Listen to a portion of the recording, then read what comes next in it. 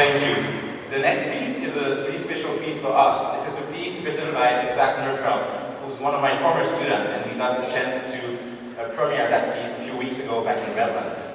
And I asked Zach if he would say a few words to you about his piece and the process that he went through when he wrote that music. Hi, I'm Zach, and thank you all for coming. I went to the University of Redlands for my undergraduate degree in music and composition, and one of my favorite memories, and some of my fondest memories from University of Redlands, were singing with the chapel singers. And the chapel singers have a long tradition of presenting a monthly service of Compline, and some of you may know or have attended Compline or a similar liturgical service. It consists of sacred choral music and alternating with readings. And some of the most beautiful music that I know of was written for that style of service. And the sacred choral tradition has some of my favorite music. So I always wanted to write a choral piece, but I was always too much of a perfectionist. I didn't want to, because it was my favorite music, I didn't want to try. I kept putting it off.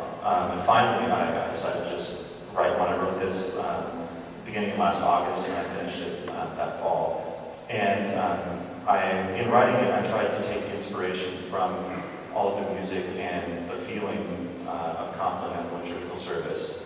And so I decided to set one of the most commonly used texts in liturgical services, the Numc Dimittis, the Song of Simeon from Luke 2:29. And it's one of the texts that has been repeated every day, or sung or recited every day for hundreds of years. And so that excited me about setting that text, as well as setting a text that would kind of continue the tradition of sacred choral music that I love so much. And so I wanted to give my perspective on that tradition. So in the piece, you'll hear some subtle and some not so subtle references to chant and to call and response, and similar ideas that you would hear in a sacred choral piece.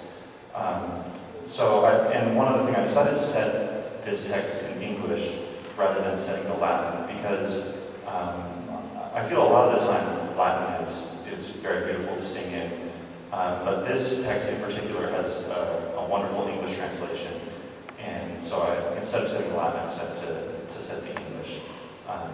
So thank you all for coming. I hope you enjoy the piece.